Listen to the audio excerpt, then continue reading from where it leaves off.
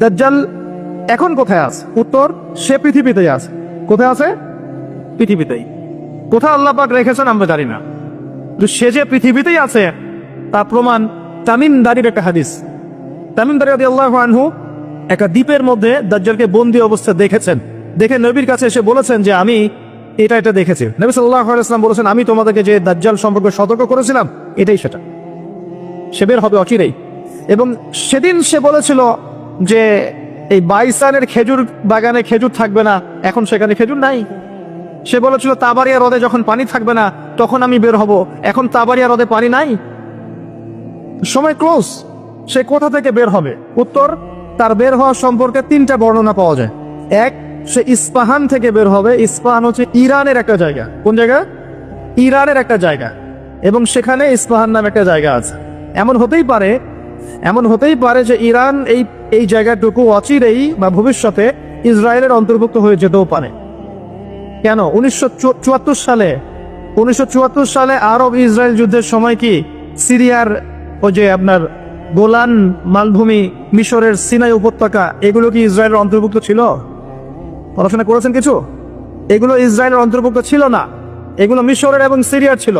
মাত্র 6 দিনে সে এই আরবদেরকে পরাজিত করে ওই জায়গাগুলো দখল করে ফেলেছে। মাত্র 6 দিনে।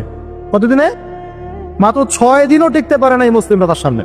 তো দেখুন, 6 দিনে এটা করতে পেরেছে 1974 সালেই, আর এখন তো 2022 চলছে।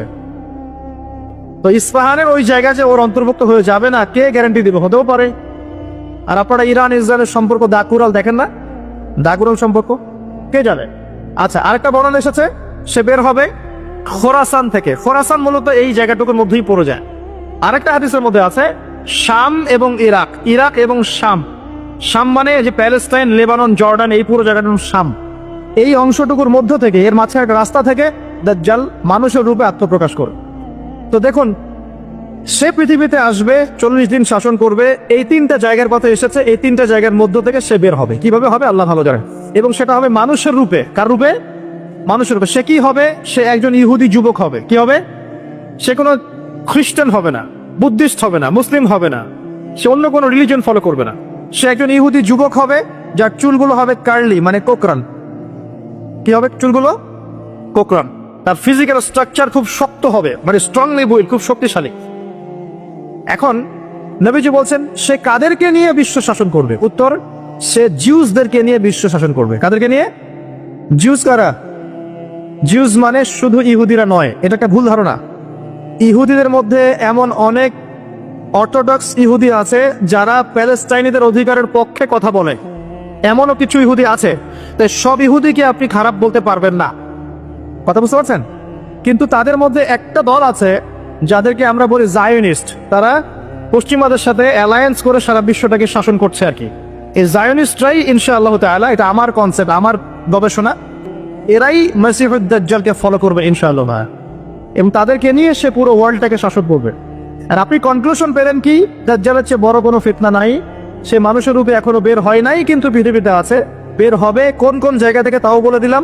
পৃথিবীতে এসে সে কি করবে? এই ম্যাসাকার করবে, এবং সে তার অনুসারীদেরকে জান্নাত দিবে, যারা ফলো করবে না ওদেরকে ধ্বংস করে ফেলবে।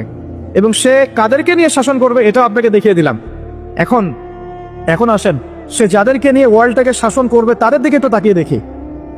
আজকে থেকে 100 বছর আগে এই জায়নিস্ট বা জায়নিজমের সাথে যারা জড়িত, ইহুদিদের কি কোনো থাকার জায়গা ছিল? তারা কি প্যালেস্টাইনে ছিল? তাদের কি পরনে পোশাক ছিল? তারা কি সেখান থেকে প্যালেস্টাইনিদেরকে বহিষ্কার করতে পেরেছিল? 100 বছর না, আমি আপনাকে 2000 বছরের কথা বলছি। কত বছর? 2000 বছর পর্যন্ত তারা সেখানে প্রবেশ করতে পারে নাই। আর রাসূল সাল্লাল্লাহু আলাইহি ওয়াসাল্লামের জামানা, তারপর আবু বকর সিদ্দিক, তারপর ওমর, তারপর উসমান, তারপর আলী রাদিয়াল্লাহু আনহুম, তারপর উমাইয়াদের প্রায় 90 বছর, আব্বাসীয়দের 500 বছর, ফাতেমিদের খেলাফত, কর্ডোভার ইসলামী খেলাফত, মামলুকদের শাসন, সালাউদ্দিন আইয়ুবী রাহিমাহুল্লাহর সময়, এই মুঘলদের সময়, ওসমানীয়দের সময়, কোন সময় তারা প্যালেস্টাইনে ঢুকতে পারে নাই। 1914-এ যখন ফার্স্ট ওয়ার্ল্ড ওয়ার হয়েছে, তারপর ব্রিটেন সেখান থেকে চলে গিয়ে ওদেরকে জায়গা করে দিয়েছে। ওইখান থেকে 100 বছর হয়ে গেল তারা সেখানে আরবদের নাকের ডগায় বসে পুরো আরবদেরকে না, পুরো বিশ্বকে শাসন করছে। দাজ্জালকে আপনি দেখেননি, তার অনুসারীদেরকে আপনি দেখেন। তাদের অবস্থা এখন কি? জি বলছি, যাদের থাকার জায়গা ছিল না, খাবার ছিল না, পানি ছিল না, কোনো সার্বভৌমত্ব ছিল না, কোনো রাষ্ট্র ছিল না, তারা এখন পুরো বিশ্বে শক্তিশালী। শুধু তাই নয়, যারা মিলিটারি অ্যাফেয়ার্স সম্পর্কে জানেন, যারা পলিটিক্স করেন, যারা আপনার অর্থনীতি বোঝেন, তারা আমার কথা বুঝবেন, অন্যরা হয়তো বুঝবে না। তারা সেখান থেকে সারা ওয়ার্ল্ডের ব্যাংকিং সিস্টেমগুলো নিয়ন্ত্রণ করে ফেলেছে। আপনি ওদের বাইরে যেতেই পারবেন না। এবং তারা ওদের ব্যাংকিং সিস্টেম দিয়ে সারা ওয়ার্ল্ডকে সুদখোর বানিয়েছে। সুদ ছাড়া কোনো লোন তারা দিবে না। একটা IMF এর লোনের জন্য কত চড়াই উতরাই পার করতে হয় আপনি জানেন না। ইকোনমিক্স পড়েন তাহলে বুঝবেন। এমনি এমনি দিবে না, সুদ ছাড়া তো দিবেই না। আর সুদটা আমাদের শোধ করতে হবে না, শোধ করতে হবে। তো এদের সিস্টেমটাই সুদ ভিত্তিক ইকোনমিক সিস্টেম। ফাইন্যান্সে যান, ফাইন্যান্স, পুরো ওয়ার্ল্ডের যে ফাইন্যান্স গুলো আছে এগুলো ওদের হাতে। মিডিয়াতে যান, সারা ওয়ার্ল্ডের বড় বড় মিডিয়াগুলো ওদের হাতে। আপনি পলিটিক্যাল দর্শনগুলোতে যান, পুরো ওয়ার্ল্ডে যে পলিটিক্যাল সিস্টেমগুলো চলছে এগুলো লঞ্চ ওরাই করেছে। খিলাফা নাই, ওই যে খলিফা খিলাফা এটা বাদ, এখন ওদের দর্শনগুলো চলছে। তারপরে কি, অস্ত্র শস্ত্রের দিকে যান, অস্ত্র শস্ত্র, সারা বিশ্বে যত মারণাস্ত্র, নিউক্লিয়ার ওয়েপেন্স এবং থার্মো নিউক্লিয়ার ওয়েপেন্স সবকিছু এখন ওদের কাছে। কয়টা মুসলিম কান্ট্রির কাছে নিউক্লিয়ার ওয়েপেন্স আছে বলেন? কয়টা মুসলিম কান্ট্রির কাছে আকাশ প্রতিরক্ষার ব্যবস্থা আছে, মিসাইলস আছে? উত্তর কোরিয়ার কাছে থাকলেও দেখা যায় যে তুরস্কের কাছে নাই। দেখবেন যে কি বলবো, চায়না, রাশিয়া ওদের কাছে থাকলেও আমাদের আরব কান্ট্রির কাছে নাই। তো দেখেন, ওয়ার্ল্ডকে এই জায়গা থেকে বোঝেন, বিশৃঙ্খলা করে না। দাজ্জালকে যদি বিশ্ব শাসন করতে হয়, আপনাকে যদি বিশ্ব শাসন করতে হয়, আমাকে যদি বিশ্ব শাসন করতে হয়, তাহলে আমাকে বিশ্বের মিডিয়া, প্রযুক্তি, ফাইন্যান্স, ইকোনমিক্স, পলিটিক্স নিয়ন্ত্রণ করতে হবে কি হবে না? সহজ কথা বলেন, হবে কি হবে না? হবে না? আপনার যদি ইকোনমিক কোনো পাওয়ার না থাকে, ডমিনেন্স না থাকে, আপনি কি সারা ওয়ার্ল্ডের ইকোনমি নিয়ন্ত্রণ করতে পারবেন? শ্রীলঙ্কা কি পারবে সারা বিশ্বের ইকোনমি নিয়ন্ত্রণ করতে? পারবে? বাট USA পারে, কারণ ডলার। কারণ কি? ডলার। বুঝতে পারছেন কথা? এই যে মালদ্বীপ কি পারবে সারা ওয়ার্ল্ডের মিডিয়া নিয়ন্ত্রণ করতে পারবে? পারবে না। বাট ইসরায়েল পারবে, বাট বিকজ ওর কাছে গুগল, অ্যাপল সব ওদের। তার মানে এক কথায়, ওয়ার্ল্ডকে রুল করতে হলে আপনার ওয়ার্ল্ডের বড় বড় জিনিসগুলোকে নিয়ন্ত্রণ করতে হবে না? দাজ্জাল না আসলেও তার অনুসারীরা এগুলো অলরেডি নিয়ন্ত্রণ করে ফেলছে। আমি কি এখন আপনাদেরকে বোঝাতে পারছি যে নূর বা আলো কি জিনিস? নূর অর্জন করলে আপনি এমন কিছু দেখবেন, এমন কিছু বুঝবেন যেটা সবাই বুঝবে না। কিন্তু একজন সাহাবীর নাম বলি, আনাস বিন নাজার। কি নাম? আনাস বিন নাজার রাদিয়াল্লাহু আনহু। তিনি উহুদের যুদ্ধের মাঠে কি করছেন আমি আপনাকে দেখাই। একটা গুজব ছড়িয়ে পড়েছে যে মুশরিকরা মুহাম্মদ সাল্লাল্লাহু আলাইহি ওয়াসাল্লামকে নাকি হত্যা করেছে। নাউজুবিল্লাহ। কারণ উহুদে যুদ্ধে আমাদের নবীর এখানে আঘাত লেগেছে, এই যে ভ্রুর এই নিচে কড়া ঢুকে গেছিল, একটু পায়ের মধ্যে আঘাত পেয়েছিলেন, তারপর দাঁত মোবারক শহীদ হয়ে গিয়েছিল। আব্দুল্লাহ বিন কামিয়া নামে এক লায়নাহুল্লাহ, এক মুশরিক নবীজিকে আঘাত করেছিলেন। ঠিক আছে, একটা গুজব ছড়িয়ে পড়েছিল যে মুশরিকরা মুহাম্মদ সাল্লাল্লাহু আলাইহি ওয়াসাল্লামকে হত্যা করেছে। নাউজুবিল্লাহ।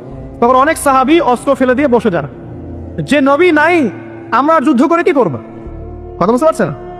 তারা হাতে হাত রেখে বসে আছে। এখন এই আনাস বিন নাদর রাদিয়াল্লাহু আনহু তিনি বলছেন, কি হয়েছে তোমাদের, সমস্যা কি?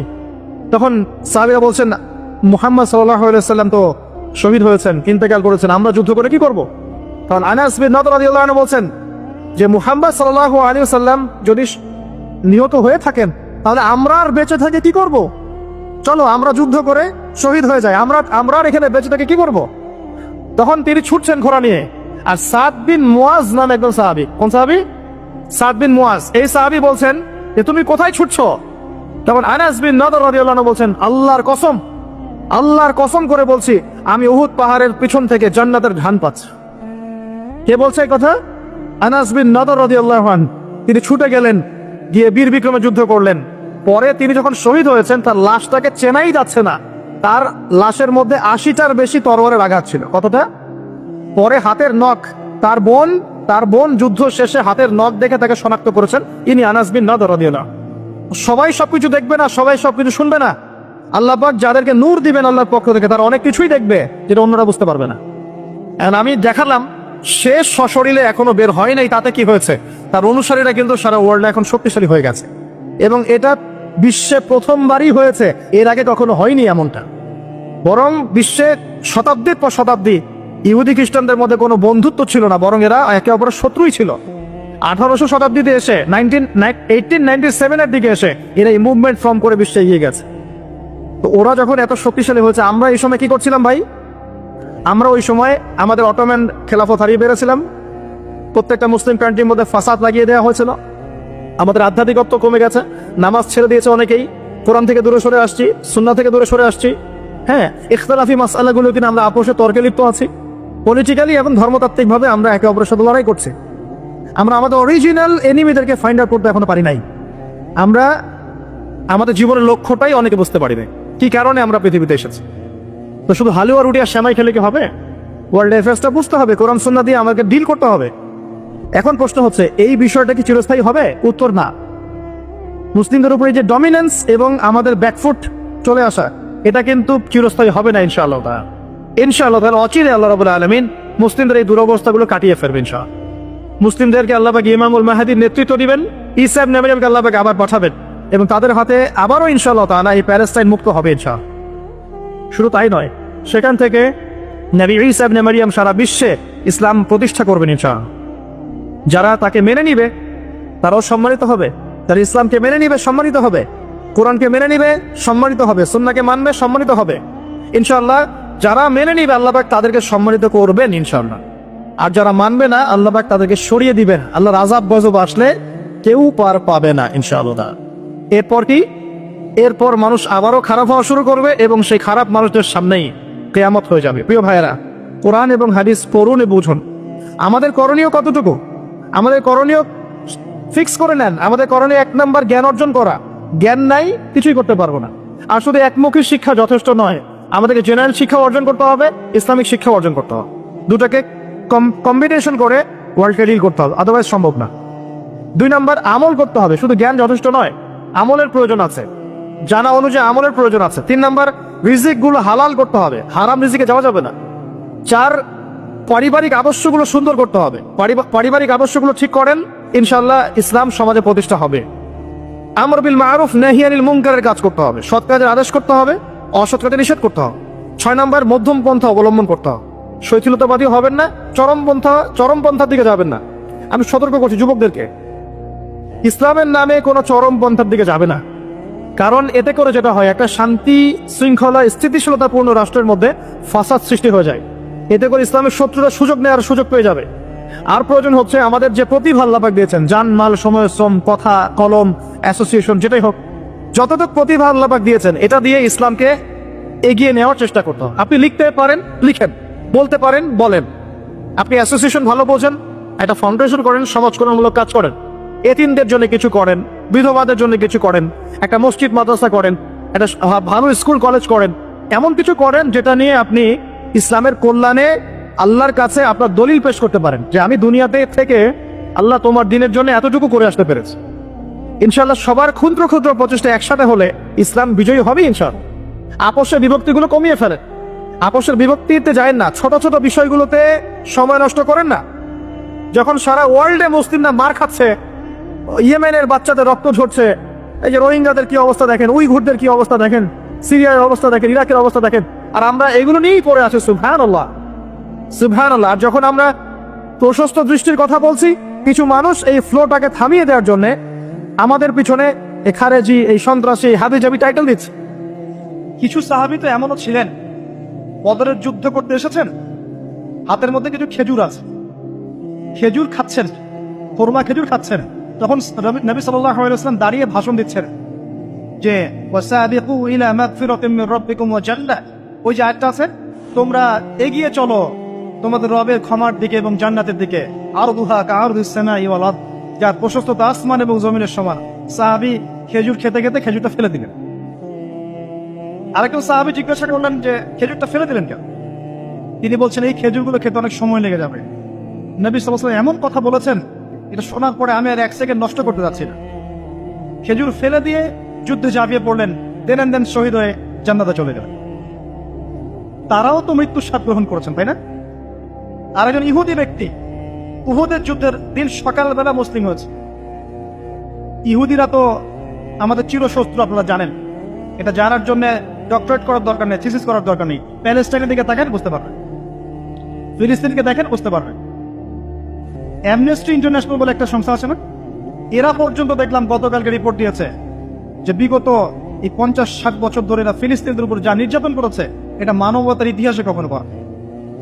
যাই হোক, একজন ইহুদি যুবক সকালবেলা উহুদের মাঠে আসছেন, এসে জিজ্ঞাসা করছেন আমার আগে কি করা উচিত, আগে কি আমি যুদ্ধে যাব না আমি আগে মুসলিম হব? সাহাবীরা তাকে বললেন আগে কালিমা শাহাদাত পড়, তারপরে উহুদের মাঠে আস। সে এসেছে এই কারণে যে নবী সাল্লাল্লাহু আলাইহি ওয়াসাল্লাম মদিনায় আছেন, মদিনায় আরো ইহুদিরা আছে, ইহুদিরাই আগে বলতো শেষ জামানে একজন নবী আসবেন যার নাম হবে আহমদ, সব মিলে গেছে, তারপরেও তারা গ্রহণ করছে না। তো এই ছেলে সত্য চিনতে পেরেছে, সে চলে আসছে সত্যের কাছে, এসে ইসলাম কবুল করে যুদ্ধ করলো, শহীদ হয়ে গেল। নবী সাল্লাল্লাহু আলাইহি ওয়াসাল্লাম দেখলেন তার লাশটা, দেখে বলছেন এই যুবক, এই ইহুদি যুবক এখানে কি করছে?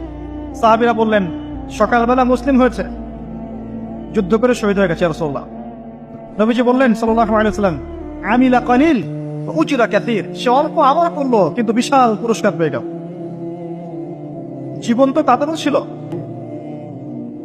এটা তো সশস্ত্র যুদ্ধের কথা বাদ দেন, নরমালি সুমাইয়া রাদিয়াল্লাহু আনহা, আবু জাহেল তাকে নির্যাতন করছে করছে করছে, তার লজ্জাস্থানে বর্ষা ঢুকিয়ে দিয়ে, চিন্তা করতে পারেন, লজ্জাস্থানে বর্ষা নিক্ষেপ করে হত্যা করলো। সুমাইয়া রাদিয়াল্লাহু আনহা দেখতে কালো বর্ণের, চেহারা সুন্দর নয়, হয়তো বা আপনার মতো সুন্দর নয়, জান্নাতে এখন হাসছে ইনশাআল্লাহ তাআলা। তার স্বামী ইয়াসের, আবু জাহেল তাকে পিটাতে পিটাতে মেরে ফেললো, সে মারা গেল, শহীদ হয়ে গেল।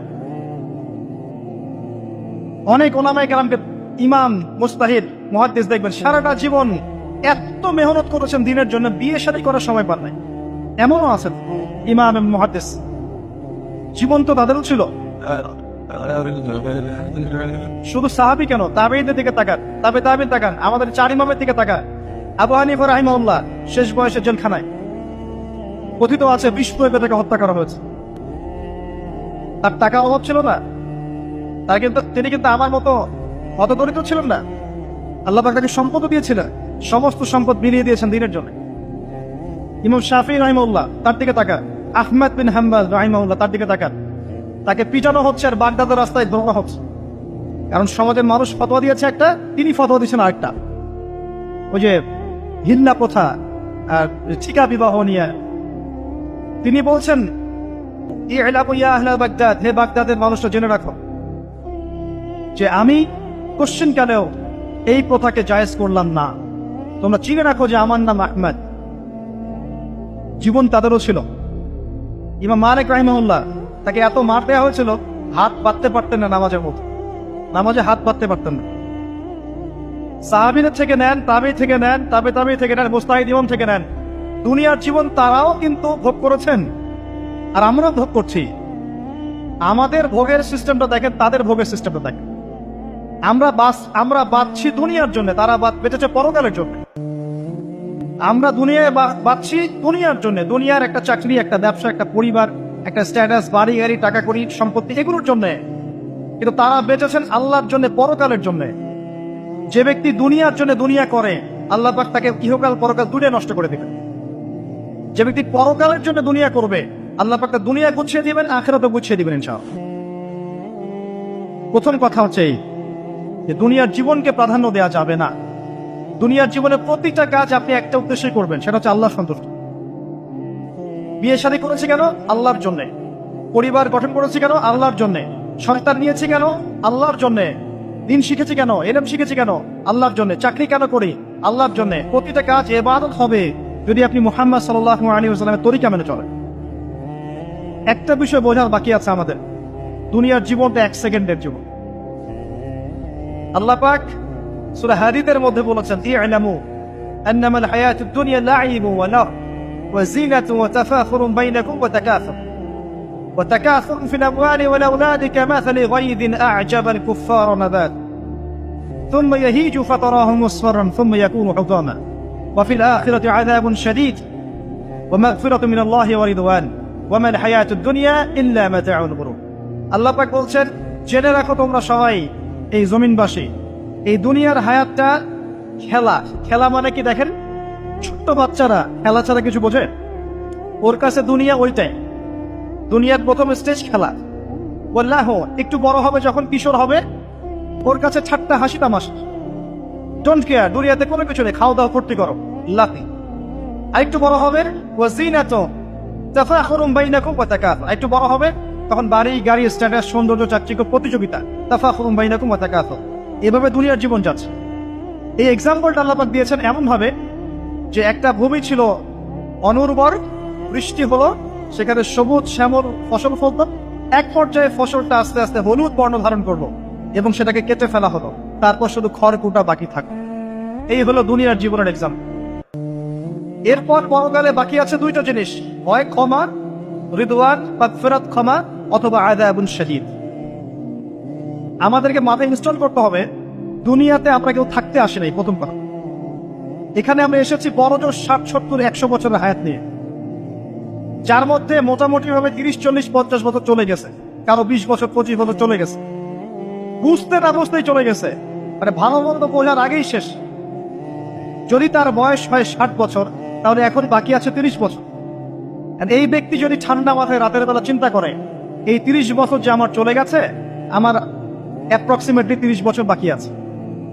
বাকি আছে বুঝলাম, যা চলে গেছে, এই চলে যাওয়া 30 বছরে আমি 10 বার জেনা করেছি, 20 বার মদ খেয়েছি, ঠিক আছে, মানুষের সম্পদ আত্মসাৎ করে খেয়েছি, পরকিয়া করেছি, চুরি করেছি, ডাকাতি করেছি, মিথ্যা বলেছি, নামাজ পড়ি নাই, রোজা রাখি নাই।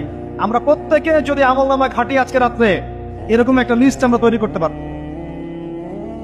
আজকে রাত্রে বাসায় ফিরে গিয়ে প্রত্যেকে যদি একটা আমলনামা ঘাটতে চায়, চোখ বন্ধ করে চিন্তা করি যে এই 30 বছর আমি কি কি করেছি, দেখবেন আপনি জেনার পাপ পাবেন, মাদকের পাপ পাবেন, অন্যের সম্পদ আত্মসাতের পাপ পাবেন, নামাজ না পড়ার পাপ পাবেন, রোজা রাখেন নাই, জাকাত দেন নাই, কোনো কোনো ক্ষেত্রে মিথ্যা বলেছেন, প্রতারণা করেছেন, মানুষের সম্পদ লুটে পুটে খেয়েছেন, অনেক কিছু করেছেন।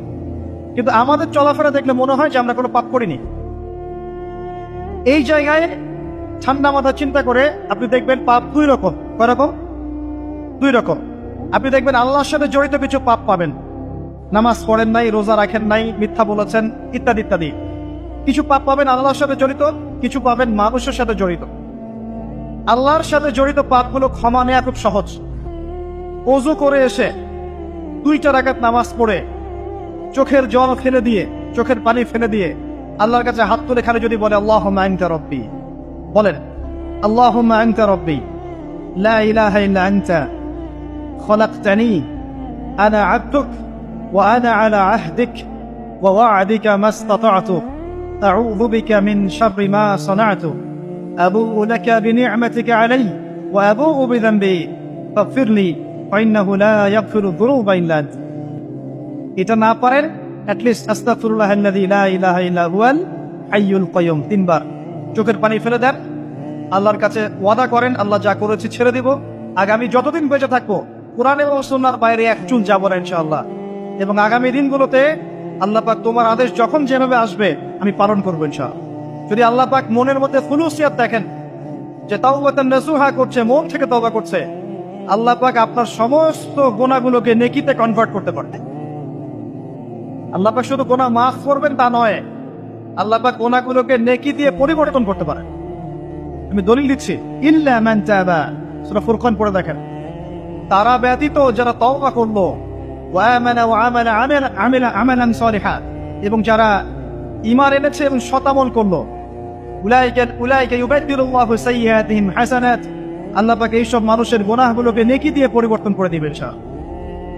আমাদের নবী মুহাম্মদ সাল্লাল্লাহু আলাইহি ওয়াসাল্লাম দিনে 70 বার, কোন কোন বর্ণনায় এসেছে 100 বার তওবা করতেন। 100 বার পড়তেন আস্তাগফিরুল্লাহ ওয়া আতুবু ইলাইহি, আস্তাগফিরুল্লাহ ওয়া আতুবু ইলাইহি।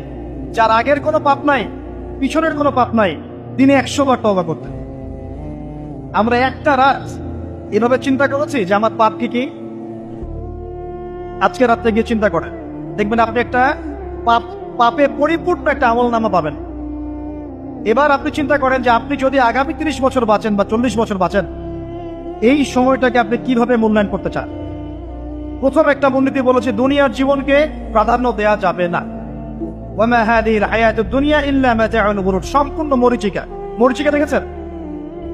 দুনিয়ার জীবন যে কি জিনিস, যারা আল্লাহর পথে পরীক্ষার সম্মুখীন হয়েছে ওরা জানে। মানে কিচ্ছু না, মানে মুহূর্তে আল্লাহ পাক ইহকাল পরকালের ফয়সালা করে ফেলবে। আমরাও বুঝবো, এটা আমরা বুঝবো না এমন নয়। ইয়াং ছেলে রাস্তায় যাচ্ছে, বাইক নিয়ে খুব দাবরানি দিচ্ছে, আছে না, হঠাৎ অ্যাক্সিডেন্ট, ডেড, স্পট ডেড। এটা দুনিয়ার জীবন তার। সারা জীবন দুনিয়ার পিছনে ছুটেছে, শেষ বয়সে হতাশ, কিছুই পেলাম না। পাবে না, কারণ আল্লাহর পথে না চললে শেষ বয়সে কেউ কিছু পাবেন না। যন্ত্রণা, হতাশা, গ্লানি ছাড়া। তখন দেখবেন আত্মহত্যা করে শেষ। একটা কথা বলছিলাম যে আপনি চলার পথে কোরআন সুন্নাহর প্রতিকূলে আমল, আকীদা, মানহাজ, মুআমালাত এগুলো দেখলে কি করবেন? কোরআন সুন্নাহকে অগ্রাধিকার দিবেন নাকি চলমান বিষয়কে অগ্রাধিকার দিবেন? ইবাদত করতে এসে দেখছেন আমলের নামে বেদাত চলছে, কি করবেন? বেদাতীদের সাথে আপোষ করবেন না কোরআন সুন্নাহে ফিরে আসবেন? আপনি তাওহীদের ক্ষেত্রে দেখছেন মানুষ ইসলামের নামে শিরক করছে, এখন আপনি কি সংখ্যাগরিষ্ঠ মানুষকে অগ্রাধিকার দিবেন না কোরআন সুন্নাহর কাছে আসবেন? অর্থনৈতিক জীবনে গিয়ে দেখছেন মানুষ বেশিরভাগই হারাম রিজিক খাচ্ছে, এখন আমি যদি বলি যে দুনিয়ার জীবনে টিকে থাকতে হলে আমাকে কিন্তু গায়ে আপোষ করে চলতেই হচ্ছে, তাহলে কিন্তু কোশ্চিনকালেও কোরআন সুন্নাহকে প্রাধান্য দেওয়া হলো না। তখন আপনি কি করবেন? পরিবার চালাতে গিয়ে দেখছেন যে পরিবারের বেশিরভাগ লোক আপনার কথা শোনেন।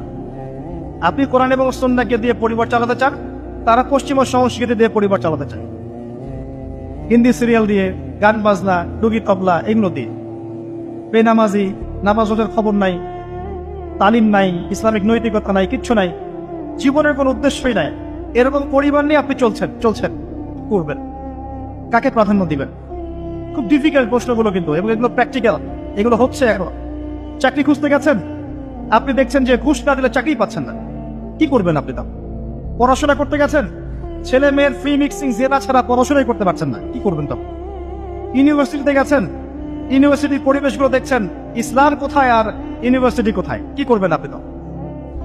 প্রত্যেকটা জায়গায় আপনাকে সিদ্ধান্ত নিতে হবে যে আমি প্রতিটা জায়গায় কোরআন এবং সুন্নাহর সাথে আপোষ করব নাকি চলমান এই জাহিলিয়াতের সাথে আপোষ করব, কোনটা করব?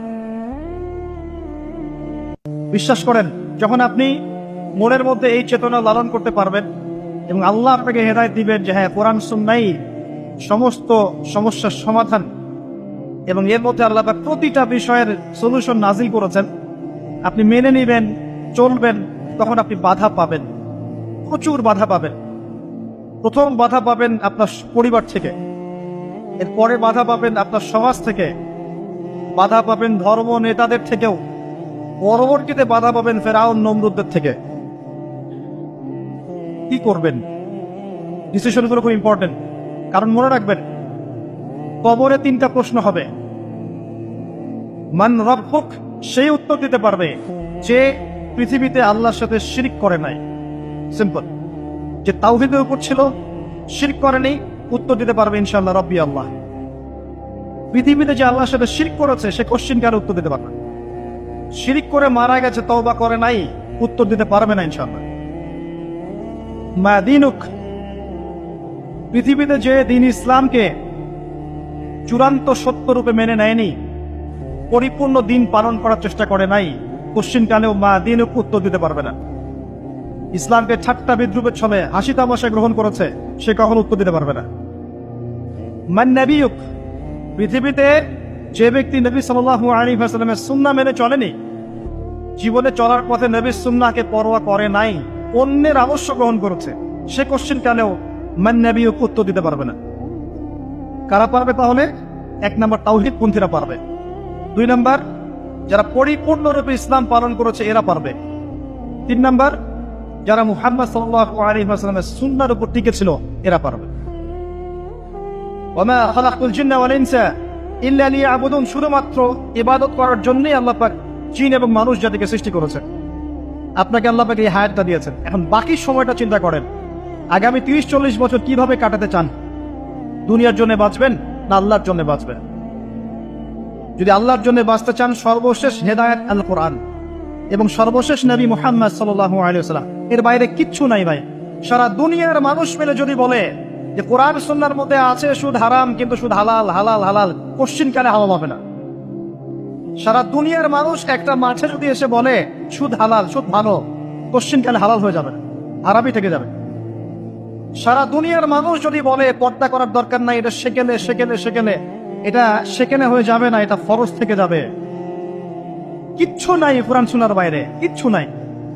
যা আছে দেখছেন বোগাস, যার কোনো ভিত্তি নাই, মানুষের মন গড়া প্রবৃত্তির অনুসরণ। এখন আপনি যখন কোরআন এবং সুন্নাহর কাছে আসতে চাইবেন, তখন কিন্তু আপনি চতুর্দিক থেকে বাধা পাবেন। এই পথ চলাটা এত সহজ হবে না। হ্যাঁ, কাদের জন্য সহজ হবে? যারা প্রোটেস্ট্যান্ট মুসলিম হবে। কি মুসলিম? প্রোটেস্ট্যান্ট মুসলিম। এটা কেমন?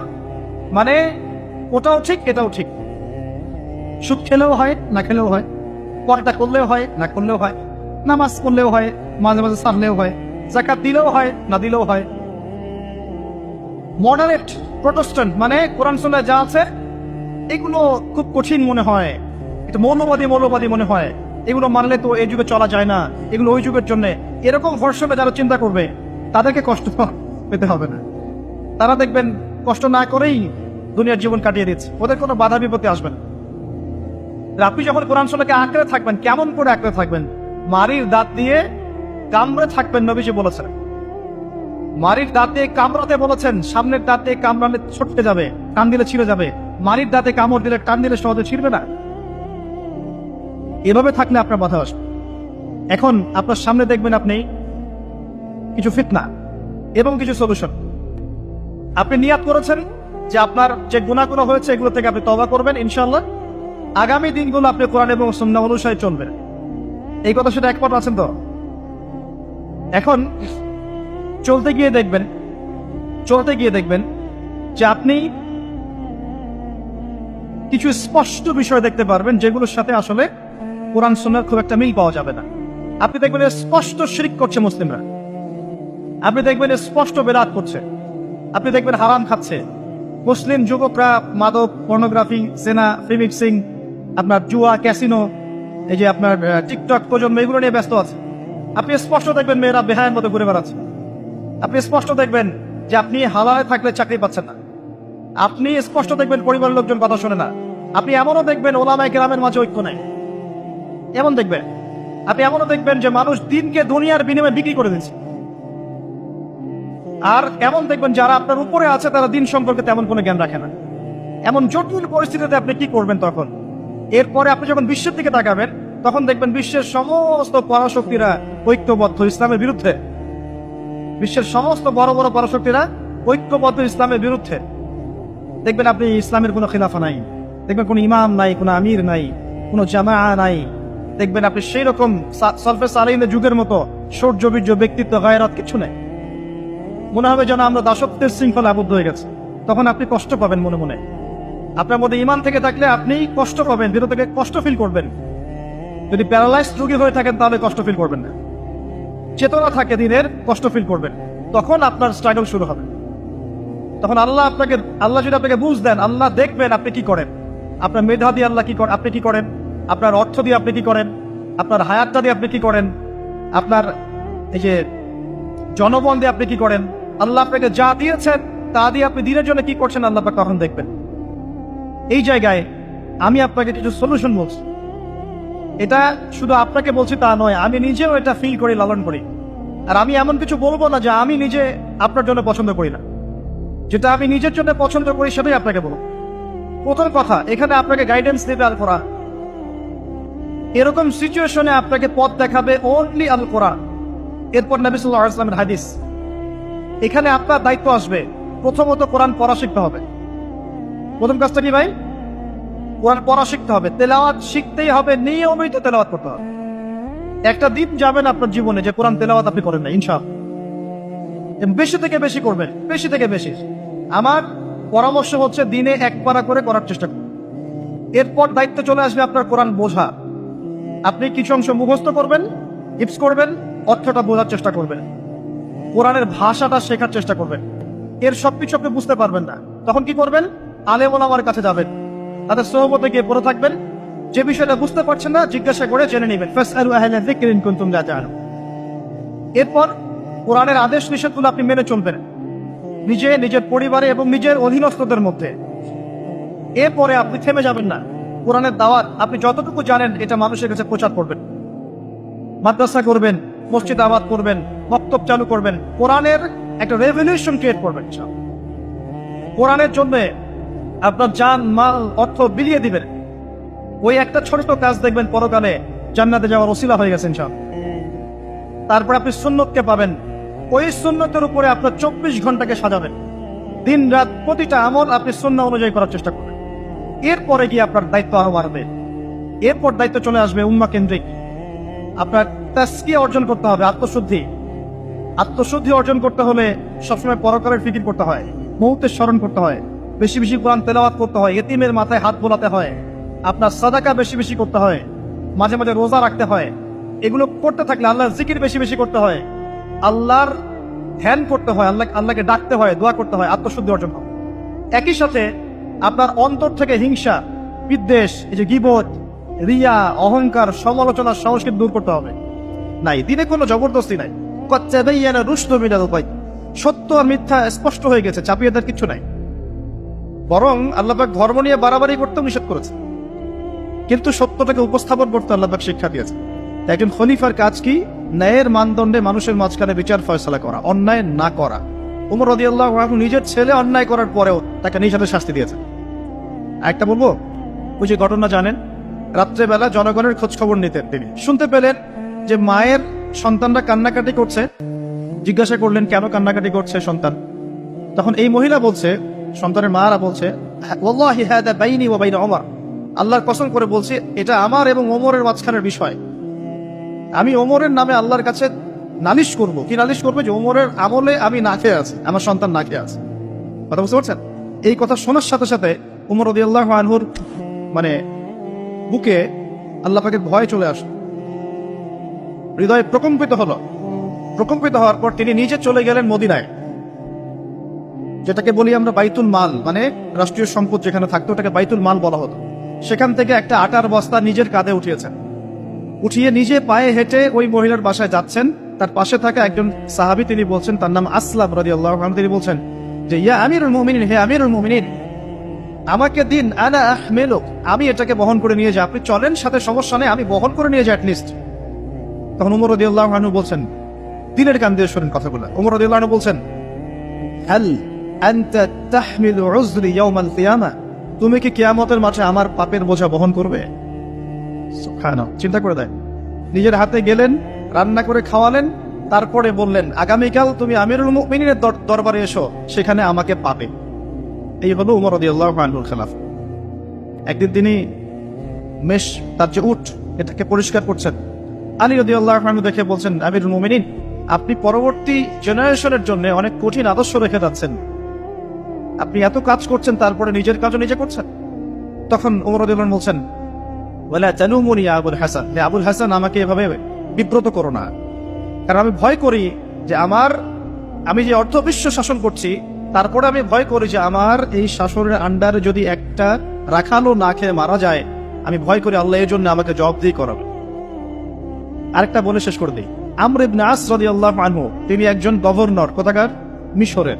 কার আমলে আছেন? ওমর রাদিয়াল্লাহু আনহুর সময়। তো তার ছেলের নাম হচ্ছে মুহাম্মদ। তো সে মুহাম্মদ আমর ইবনে আসের ছেলে রাদিয়াল্লাহু আনহু। বাবার পলিটিক্যাল পাওয়ারে মিশরের মানুষের উপরে কিছুটা জুলুম করা শুরু করেছে। এটা হয় না এমন? মাঝে মাঝে এমন হয় না? হতে পারে। তো এখন ওই মিশরের কিপ্তি এক লোক যার উপর জুলুম করেছে, এই ভদ্রলোক এসে ওমর রাদিয়াল্লাহু আনহুকে নালিশ করছে যে আপনার নিযুক্ত এই গভর্নরের ছেলে আমাকে জুলুম করেছে। এবার ওমর রাদিয়াল্লাহু আনহু চিঠি লিখে পাঠালেন যে বাবা এবং ছেলে দুইজনকে মদিনায় নিয়ে আসো। দুইজনকে মদিনায় নিয়ে আসা হলো। আনার পরে ওই কিপ্তিকে ডাকা হচ্ছে, আইনাল কিপ্তি, কিপ্তি কোথায়? কিপ্তি আসলো, এসে বলছে, এই যে আমি আমিরুল মুমিনিন। নিজের হাতের লাঠিটা এই কিপ্তির হাতে দিয়ে আমিরুল মুমিনিন বলছেন, ইদরিব ইবনুল আকরামিন, এখন সবার সামনে তুমি এই সম্মানিত ছেলেকে পিটাও। চিন্তা করে দেখেন, মসজিদ নববীর মধ্যে অনেক সাহাবী আছেন, তাদের সামনে আমর ইবনে আস রাদিয়াল্লাহু আনহু আছেন, তার ছেলেকে তার সামনে পিটাতে বলা হচ্ছে। কে বলছেন? ওমর রাদিয়াল্লাহু আনহু। সেই কিপ্তি বিব্রত, যাই হোক পিটালেন। অনেকক্ষণ মারার পরে যখন সে থামলো, তখন ওমর রাদিয়াল্লাহু আনহু বলছেন, হাল শাফাইত, তুমি কি সন্তুষ্ট হয়েছো? বলছে, শাফাইতু ওয়াশতাফাইত, আমি সন্তুষ্ট হয়েছি এবং তৃপ্তি হয়েছে, আমি ন্যায় বিচার পেয়েছি। আচ্ছা, এবার কি? আলান, এখন ইদরিব আলান আদ-দারবু আলা রাসি আমর, এখন আমর ইবনে আসের মাথার উপরে এই লাঠি দিয়ে মারো। ওয়াল্লাহি মা দারাবাকা ইল্লা বিফদলি সুলতানি, আল্লাহর কসম করে বলছি, আমর ইবনে আসের ছেলে তার বাবার পলিটিক্যাল পাওয়ারেই তোমার গায়ে হাত তুলেছে। আমি কি শাসন বোঝাতে পারছি? এরকম শাসকতা আল্লাহ পাক নিষেধ করেন নাই, বরং এই শ্রেণীর শাসক হতে পারলে আরশের ছায়া আল্লাহ পাক ছায়া দিবেন। আল্লাহ পাক বলেছেন তার হাবিবের মাধ্যমে 7 শ্রেণীর মানুষকে আল্লাহ রাব্বুল আলামিন কিয়ামতের মাঠে আরশে আজিমের ছায়া ছায়া দিবে। কয় শ্রেণী? তার মধ্যে প্রথম হচ্ছে ইমামুন আদিল, ন্যায়পরায়ণ শাসক। এই জন্য আমি খুব দোয়া করি মন থেকে আল্লাহ পাক আমাদের যাকে যেখানে দায়িত্ব দিয়েছেন সবাইকে তার জায়গায় ন্যায়পরায়ণ হওয়ার তৌফিক দান করুন। আমরা সবাই দোয়া করব।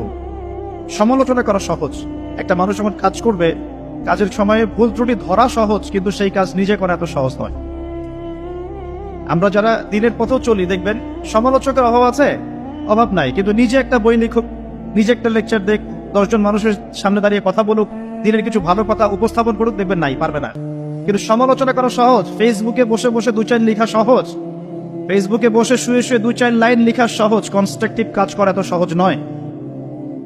আর সবচেয়ে কঠিন কথা হচ্ছে আমাদের সবাইকে আল্লাহর কাছে ফিরে যেতে হবে এবং যার যার দায়িত্ব বুঝিয়ে দিতে হবে। আল্লাহ পাক আমাদের সবাইকে দাউদ আলাইহিস সালামের মতো, সুলাইমান আলাইহিস সালামের মতো, আদম আলাইহিস সালামের মতো আল্লাহর খলিফা হওয়ার তৌফিক দান করুন। সামনে যাই, যে কথা থেকে এখানে আসছি ভাই, কোরআনের সূরাগুলো আপনাকে কি দিবে? আলো দিবে। তো নূর, সূরা নূরের প্রথমেই আল্লাহ পাক আলোর কথা আলোচনা করছেন। কোন টপিক দিয়ে? জেনা দিয়ে, ব্যভিচার দিয়ে। যে ব্যভিচার যদি কেউ করে, জেনা যদি কেউ করে, তাকে তোমরা 100টা বেত্রাঘাত করো। এটা ইসলামিক লস। এখন সারা বিশ্বের খুব কম জায়গায় এটার ইমপ্লিমেন্টেশন আছে, তবে ইনশাআল্লাহ তাআলা যখন ইমামুল মাহদী আসবেন, ঈসা ইবনে মারিয়াম আসবেন, তখন আবারও এটা বাস্তবায়িত হবে ইনশাআল্লাহ। এটা আগে ছিল, এখন নাই সব জায়গায়। যাই হোক, আসমানে আছে, পৃথিবীতে যদি নাও হয় আসমানে শাস্তি হবে ইনশাআল্লাহ। যখনই আল্লাহ পাকের ওই সুন্নাহ, যখনই মুসলিমরাও, অমুসলিমরা তো আছেই, মুসলিমরাও যদি আল্লাহর বিধান থেকে সরে গিয়েছে, আল্লাহ পাক ওদেরকেও সরিয়ে দিয়েছেন, নতুন সম্প্রদায় নিয়ে এসেছে। এটাই সভ্যতার সংকট। আবার কথাটা ভালো করে বোঝেন, অমুসলিমদের কথা বাদ দেন। মুসলিমরা যখন দায়িত্ব পেয়েছে মুহাম্মদ সাল্লাল্লাহু আলাইহি ওয়াসাল্লামের সময় থেকে নিয়ে, তখন মুসলিমরাও যদি আল্লাহ এবং তার রাসূলের অবাধ্যতা করেছে, আল্লাহ পাক মুসলিমদেরকেও সরিয়ে দিয়েছেন, অন্য নতুন প্রজন্মকে নিয়ে এসেছেন। এটা আল্লাহর সুন্নাত, মনে রাখবেন। আব্বাসীয়রাও সরে গেছে, এদিকে দায়িত্ব চলে আসলো মামলুকদের হাতে। মামলুক মানে দাস। ইলতুৎমিশের নাম শুনেছেন? নাম শোনেন নাই? তারা যখন ক্ষমতা নিয়েছেন, কুতুবউদ্দিন আইবেক নাম শোনেন নাই? কুতুব মিনার, তারা মামলুক ছিলেন, তাদের হাতে আল্লাহ পাক ক্ষমতা দিয়েছেন। মিশরের এই মামলুকরা বিশ্ব চালিয়েছে কিছুদিন, কর্ডোভার মুসলিমরা শাসন করেছে কিছুদিন, মাঝখান থেকে ফাতেমিরা খেলাফত নিয়েছিল কিছুদিন। তারপরে যখন চতুর্মুখী ক্রুসেড গুলো হচ্ছিল, ক্রুসেডারদের আক্রমণ বেশি হচ্ছে, মঙ্গোলিয়ানদের আক্রমণ বেশি হচ্ছে, তখন আল্লাহ পাক উসমানীয় খেলাফত নিয়ে এসেছেন। এই যে দেখছেন না কুরুলুস উসমান, দেখেছেন না কুরুলুস? তারপরে যে আর্তুগুল দেখেছেন না? এগুলো হিস্ট্রি পড়বেন। আর্তুগুল গাজীর ছেলে কুরুলুস, কুরুলুস তো বীরত্বের কথা। উসমান গাজী, তার হাত ধরে অটোমান এম্পায়ার প্রতিষ্ঠা হয়েছে। কত বছর শাসন করেছে তারা? কত বছর? তারও বেশি, 600+ তারা শাসন করেছে। এদের মধ্যে প্রথম দিকে শক্তি ছিল, ক্ষমতা ছিল, আস্তে আস্তে এরা দুনিয়া পূজারি হয়, ক্ষমতা চলে যায়। একই সুন্নাহ, সভ্যতার এই টোটাল সংকটের চিত্র একই। যখনই মানব জাতি আল্লাহর বিধান মেনেছে, রাসূলের আনুগত্য করেছে, আল্লাহর দেখানো পথে চলেছে, আল্লাহ দুনিয়াতে সম্মান দিয়েছেন, পরকালে জান্নাত দিয়েছেন। আর যখনই কোনো জাতি হোক, সেটা মুসলিমরাও, যখনই আল্লাহর বিধান মানে নাই, রাসূলকে মানে নাই, প্রবৃত্তির আনুগত্য করেছে, তখন আল্লাহ রাব্বুল আলামিন তাদেরকে সরিয়ে দিয়েছে। এখন ওসমানী ওদের পতন হয়ে গেল ফার্স্ট ওয়ার্ল্ড ওয়ারের পরে, প্রথম বিশ্বযুদ্ধের পরে। এটা একটা বিস্ময়কর বিষয়। 2 জন ব্যক্তির হত্যাকাণ্ডকে কেন্দ্র করে আস্তে আস্তে যুদ্ধে জড়িয়ে যাচ্ছে অস্ট্রিয়া, হাঙ্গেরি, তারপরে এদিকে আপনার সোভিয়েত ইউনিয়ন, জার্মানি, এদিকে ব্রিটেন, পরে আসছে আমেরিকা, এদিকে ফ্রান্স। সবাই মারামারি করতে করতে করতে 4-5-6 বছরের ব্যবধানে দেখলেন যে আপনি মাশাআল্লাহ 3-4 কোটি মানুষ মরে শেষ। First world war history. আবার ওই একই চেতনা থেকেই হিটলার চিন্তা করছিল যে আমার হারানো জায়গাগুলো ফিরে পেতে হবে।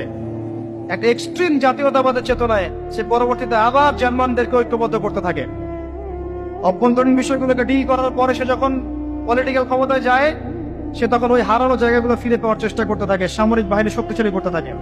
এক পর্যায়ে পোল্যান্ডকে আক্রমণ করাকে কেন্দ্র করে ব্রিটেন এবং এই ফ্রান্স এর সাথে আবার জার্মানির কমিশন শুরু হয়ে যায় দ্বিতীয় বিশ্বযুদ্ধ। দ্বিতীয় বিশ্বযুদ্ধ হতে হতে এক পর্যায়ে আমেরিকা জয়েন করে, এদিকে জাপান জয়েন করে, আস্তে আস্তে অটোম্যানরাও জড়িয়ে পড়ে। এই যে অটোম্যানরা, তার আগেও তারা জড়িয়েছে আপনার ফার্স্ট ওয়ার্ল্ড ওয়ারে, তারা ফার্স্ট ওয়ার্ল্ড ওয়ারেই জড়িয়েছে, সেকেন্ডটাতে আসলে ওদের তেমন প্রস্তুত ছিল না।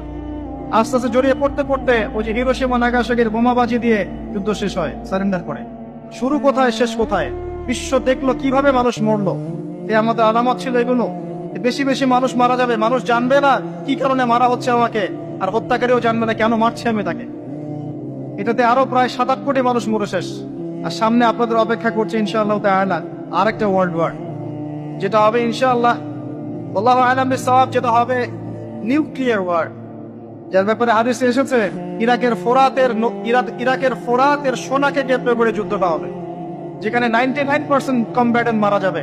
প্রতি 100 জনের মধ্যে 99 জন যোদ্ধা এখানে মারা যাবে, 99%। আর ঢাল তলোয়ার দিয়ে যুদ্ধ করলে 99% মানুষ মারা যায়। নিঃসন্দেহে এখানে এমন কোন ওয়েপন্স থাকতে হবে যেটা ম্যাস ডিস্ট্রাকটিভ, নিউক্লিয়ার ওয়েপন্স থাকতে হবে, যেটার সামনে বিশ্ব দাঁড়িয়ে আছে। তবে এই পুরো ঘটনায়, এই অটোম্যানদের পতনের পর থেকে, ফার্স্ট ওয়ার্ল্ড ওয়ারে যখন তারা পতন হয়ে গেল, তারপর থেকে ওয়ার্ল্ডকে রুল করা শুরু করে দিল বড় বড় কিছু পরাশক্তি। যেমন প্রথমে কিছুদিন রুল করেছিল জার্মানি, তারপরে ব্রিটেন, তারপরে আমেরিকা, এখন রুল করতে যাচ্ছে ইসরায়েল। আস্তে আস্তে আস্তে আস্তে সভ্যতা এগিয়ে যাচ্ছে। এবং এই সময় এসে নবী সাল্লাল্লাহু আলাইহি ওয়াসাল্লাম অসংখ্য ফিতনার কথা আপনাকে বলে গেছেন। এই সময়টা আপনি পার করবেন, মানুষ সকালে মুমিন থাকবে, বিকেলে কাফের হয়ে যাবে, বিকেলে মুমিন থাকবে, সকালে কাফের হয়ে যাবে। নগ্নতা বাড়বে, জেনা বাড়বে, ধর্ষণ বাড়বে, হত্যা বাড়বে, পারিবারিক মূল্যবোধের অবক্ষয় ঘটবে। পিতাকে সন্তান হত্যা করবে, সন্তান মাকে হত্যা করবে, ভাই ভাইকে হত্যা করবে, ভাই বোনকে হত্যা করবে, ম্যাসাকার অবস্থা হবে। যত দিন যাবে নবীজি বলেছেন আস্তে আস্তে মানুষের এই ফিতনাগুলো বাড়তে থাকবে। মেয়েদের সংখ্যা বাড়বে, ছেলেটা কমে যাবে, সময় সংক্ষিপ্ত হবে, বেশি বেশি ভূমিকম্প হবে, মহামারী, দুর্যোগ, বন্যা, জলোচ্ছ্বাস বাড়তে থাকবে, পৃথিবীতে কলুষণ বাড়তে থাকবে। যতদিন যাবে সভ্যতা এভাবে সংকটময় অবস্থার দিকে যেতে থাকবে, এবং এমন একটা অবস্থায় গিয়ে দাঁড়াবে যে ওয়ার্ল্ডটা দুভাগে বিভক্ত হয়ে যাবে, এক ভাগ মুসলিমদের, আরেকবার অমুসলিমদের। আর আল্লাহ পাক তাদের মাঝেই কলুষণ লাগিয়ে দিবেন, এবং এর মধ্য দিয়ে আল্লাহ পাক সভ্যতাগুলোকে ধ্বংস করে দিবেন ইনশাআল্লাহ আযজা ওয়া জাল। যারা জিও পলিটিক্স বোঝে না, ওদেরকে গিয়ে বলবেন যে ইউক্রেন রাশিয়ার বিষয়টা কি, তারা বলবে ইউক্রেনের উপর আল্লাহর গজব পড়েছে, ব্যাস, দ্যাটস অল। এই পুরো বিষয়গুলোর পিছনে যে একজন কলকাঠি নাড়ছে, এটা তো তারা তাদের ইনসাইটে দেখতে পাচ্ছে না। ফার্স্ট ওয়ার্ল্ড ওয়ারের পরে সবার ক্ষতি হয়েছে, একটা রাষ্ট্রের লাভ হয়েছে। কে তারা? যাদের কোনো ল্যান্ড ছিল না, 2000 বছর উদ্বাস্তুর মতো ঘুরেছে। প্রথম বিশ্বযুদ্ধের পরে এই ওয়ার্ল্ডের সিম্পেথি নিয়ে জেরুজালেম দখল করে ফেলেছে। আমাদের বাদেরকে, বোনদেরকে নির্বিচারে হত্যা করেছে, ধর্ষণ করেছে, ভাইদেরকে বের করে দিয়েছে, আমাদের জমি তারা দখল করে নিয়েছে। ব্যাপারটা অনেকটা এমন যে আমার ঘরে একটা মেহমান এসেছে, দরজা নক করছে, আমি দরজা খুলে দিলাম, বললাম আসেন ভিতরে বসেন, নাস্তা করেন, চা খান। তারপরে সে জোর করে আমাকেই বের করে দিল, দিয়ে দরজা বন্ধ করে দিল। দরজা বন্ধ করে দিয়ে আমি এখন দরজা বাইরে থেকে নক করছি, আমার ঘর আমাকে ফেরত দেন। আর সে বলছে এ হচ্ছে সন্ত্রাসী, আমার ঘর ফেরত চাচ্ছে। সারা ওয়ার্ল্ডের যত মেইন বিষয়গুলো আছে, আপনার পলিটিক্স বলেন, ইকোনমিক্স বলেন, জিও পলিটিক্স বলেন, আপনার ফাইন্যান্স বলেন, মিডিয়া প্রযুক্তি বলেন, অস্ত্র শস্ত্র বলেন, সবকিছু সে নিয়ন্ত্রণ করছে সেই শুরু থেকে। তারপর সেকেন্ড ওয়ার্ল্ড ওয়ারে পরে সে আরো শক্তিশালী হচ্ছে। প্রথমে ব্রিটেনের হাত ধরে, পরে আমেরিকার হাত ধরে। এখন সে তার সর্বোচ্চ শক্তিটা প্রয়োগ করবে ইনশাআল্লাহ দেখে নিয়ে, এবং আস্তে আস্তে সে আরো এত শক্তিশালী একটা জায়গায় আসবে যে তাকে ডমিনেট করা আর কারোর পক্ষে পসিবল হবে। এটা হবে, এবং এরাই তারা যারা মাসিহুদ দাজ্জালকে ফলো করবে, এবং দাজ্জাল সারা বিশ্ব শাসন করবে, কেউ তাকে ঠেকাতে পারবে না।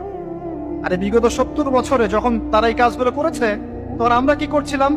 আমরা ওই যে একে অপরের ভুল ধরছিলাম, আমরা একে অপরের বিরুদ্ধে লিখছিলাম, একে অপরকে আমরা আন্ডারস্টিমেট করছিলাম, আমরা হালুয়া খাচ্ছিলাম, কিছু কিছু সময় জিলাপি খরমা খাচ্ছিলাম। হ্যাঁ, আমরা একে অপরে কাদা ছোড়াছড়ি করতে করতে সময় নষ্ট করেছি। বিভিন্ন চেতনা স্লোগান দিয়ে দিয়ে আমরা আস্তে আস্তে সময়গুলো নষ্ট করেছি, এবং এই সময়গুলোতে ইসলামের শত্রুরা কত উঁচুতে চলে গেছে আপনি কল্পনা করতে পারেন। এখন সামনে কি? সামনে আগে এগুলোর ফল ভোগ করার জন্য প্রস্তুতি গ্রহণ করা।